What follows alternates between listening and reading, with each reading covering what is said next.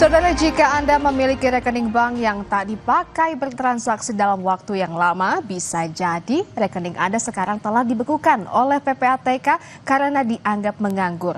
Pusat Pelaporan dan Analisis Transaksi Keuangan atau PPATK diketahui memblokir sejumlah rekening bank yang tidak menunjukkan aktivitas transaksi selama 3 bulan atau lebih. Kebijakan ini lantas membuat sebagian besar masyarakat resah.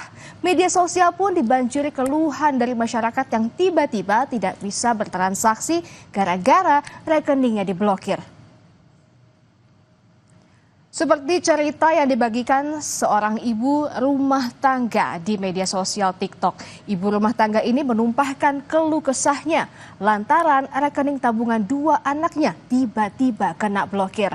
Ia bercerita pada awal bulan Juli lalu saat akan menggunakan uang tabungan anaknya untuk kebutuhan belajar, ia mencoba tarik tunai. Tapi transaksi pun tidak berhasil.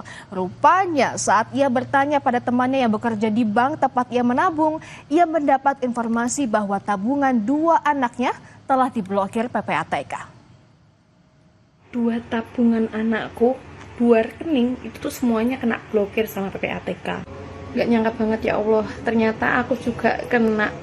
Nah, awal mulanya tuh aku mau ambil uang anakku, karena kan memang anakku itu kan aku bukakan rekening. Aku punya anak 2. Dan dua-duanya itu aku buatkan rekening tabungan anak. Nah, setelah aku mau ambil uang yang ada di rekening anakku, lah kok nggak bisa? Udah aku coba berkali-kali itu nggak bisa. Tapi tiap aku cek saldonya, dan itu saldonya tuh masih muncul. Dan aku tahu memang saldonya segitu. Dan setelah dicek ternyata itu diblokir sama PPATK. Keluhan serupa juga dialami seorang pekerja lepas di Jakarta bernama Nur Azizah. Ia baru sadar rekeningnya telah diblokir saat akan mengambil bantuan subsidi upah.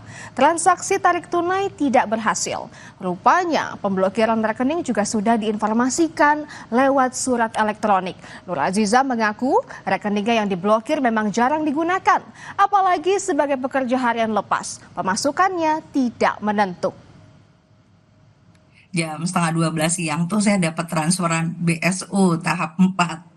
Nah, sorenya jam 5-an gitu malah dapat email dari akun nama banknya, lalu newsletter yang memberitahukan kalau rekening saya itu telah dilakukan penghentian sementara. Saya udah ya hampir 2 tahun lah, cuman kan keluar masuknya juga ya kalau ada job-joban aja sih. Selain itu, seorang pedagang bakso bernama Gofar juga jadi korban pemblokiran PPATK. Ia bercerita saat ingin mengirim uang kepada kerabat, transaksinya selalu gagal. Belakangan, ia baru tahu ternyata rekeningnya telah kena blokir. Gofar mengaku rekeningnya memang sudah 3 bulan tidak digunakan. Gofar juga mengeluh kerepotan jika harus ke kantor bank terdekat untuk mengurus pemblokiran. Kaget lah bang, gitu. Kok nggak bisa transaksi gitu. Padahal uang bisa masuk gitu. Setidaknya jangan kayak gitu bang, gitu. Harus ada pemberitahuan dulu melalui SMS, melalui apa gitu. Sementara itu, pengacara Hotman Paris turut merespons keriuhan pemblokiran rekening oleh PPATK. Hotman bilang ia menerima banyak aduan dari masyarakat. Hotman Paris lantas mempertanyakan dasar hukum PPATK memblokir rekening warga yang sudah tidak dipakai selama 3 bulan lebih. Menurutnya, kebijakan tersebut melanggar hak asasi sebab negara tak berhak membekukan rekening warga yang tak terkait tindak pidana. Saya belum jelas apakah dasarnya peraturan apa. Masa rekeningnya harus dibekukan? Dan itu kan melanggar hak asasi. Bapak-bapak tidak berhak membekukan rekening orang kalau memang dia tidak pakai atau dorman rekeningnya. Bapak tidak berhak, negara tidak berhak. Itu hak pribadi orang. Pusat Pelaporan dan Analisis Transaksi Keuangan atau PPATK telah memblokir sebanyak 31 juta rekening pasif yang dianggap menganggur di atas 5 tahun. Data rekening pasif diperoleh berdasarkan laporan dari pihak perbankan. PPATK menilai rekening-rekening nganggur tersebut rentan disalahgunakan untuk keperluan menyimpan dana-dana pencucian uang dari hasil tindak pidana. Sehingga PPATK mengklaim penghentian sementara transaksi di rekening yang pasif sesuai dengan aturan undang-undang. Di sisi lain, Direktur Center of Economic and Law Studies atau CELIOS menilai pemblokiran rekening yang dilakukan PPATK tanpa persetujuan nasabah adalah tindakan ilegal. Dari sudut pandang konsumen, tentu langkah ini merugikan karena pada dasarnya rekening tersebut adalah milik konsumen atau nasabah. Pembukuan ataupun penutupan harus persetujuan dari pemilik rekening. Nah, kalau kita lihat tanpa persetujuan konsumen atau pemilik rekening, memang PPATK ini melakukan hal yang ilegal sebenarnya. Meskipun dalam Undang-Undang P2SK itu ada aturan yang memperbolehkan OJK itu untuk memblokir rekening yang terindikasi ada transaksi yang mencurigakan. Tapi sekali lagi itu adalah ranahnya OJK, bukan ranahnya PPATK.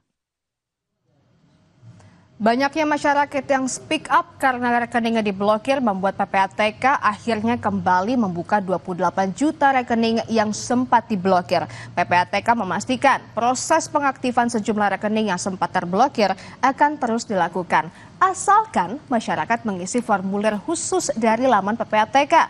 Tujuannya agar memastikan rekening-rekening tersebut memang benar ada pemiliknya. Dalam beberapa waktu ini sudah ada 28 juta rekening yang kita buka. Tentu terus berproses ya, ketika masyarakat menyampaikan untuk rekeningnya dibuka, sepanjang diisi formnya secara benar dan pastikan itu terkirim, itu dengan waktu yang tidak begitu lama kita proses dan kita buka kembali. Yang terpenting adalah kita tahu bahwa ada pemilik rekening itu. Gak cuma pemblokiran rekening saudara, yang juga bikin heboh dan membuat warga makin resah adalah soal rencana pemerintah mengambil alih lahan milik pribadi yang nganggur selama 2 tahun. Menteri ATR BPN Nusron Wahid bilang kategori penetapan tanah telantar tertuang dalam peraturan pemerintah tentang penertiban kawasan dan tanah telantar. Namun, penyitaan tanah terlantar hanya berlaku bagi status kepemilikan hak guna usaha, hak guna pakai, hak pengelolaan dan tidak berlaku untuk status tanah yang bersertifikat hak milik. PP 20 tahun 2021 bunyinya begini Pak. Kami jelaskan Pak, tanah Bapak punya HGU atau HGB. Sejak ditetapkan HGB ditetapkan tahun 2020. Selama 2 tahun ini Bapak nggak ngapa-ngapain. Nanem enggak, nyangkul enggak, nyentuh enggak, itu bisa berpotensi ditetapkan diusulkan menjadi tanah telantar. Atau yang kedua, tanah ini HGB-nya atau HGU-nya sudah habis. Ya kan, karena habis, sampai 2 tahun tidak mengajukan, itu berpotensi juga dijadikan tanah telantar. Tapi kalau sifatnya SHM tidak bisa. Soal rencana pemerintah menyita lahan warga berstatus HGU dan HGB yang menganggur selama 2 tahun atau dianggap sebagai lahan telantar, Wakil Ketua Komisi 2 DPR RI dari fraksi PDI Perjuangan Arya Bima mempertanyakan dasar regulasi kebijakan tersebut sebab pengambil alihan lahan perlu payung hukum yang jelas. Arya menilai penerapan kebijakan tidak boleh sembarangan agar tidak menimbulkan konflik di masyarakat. Positifnya bagaimana keinginan itu untuk supaya tanah nggak mangkrak, supaya tanah ini produktif, supaya tanah ini dimanfaatkan sebesar-besarnya untuk kepentingan rakyat. Itu aja. Tapi aturannya ada nggak? Kan nggak bisa. Asal saja. Situasi ekonomi masyarakat saat ini sedang sulit. Jangan sampai pemerintah membuat kebijakan-kebijakan yang nirempati yang justru makin mempersulit kondisi ekonomi masyarakat. Jangan kemana-mana saudara, usai jeda kami akan kembali dengan informasi dihadang banjir lahar hujan. Seorang siswi jatuh saat digendong ayahnya menyeberangi aliran sungai untuk berangkat ke sekolah.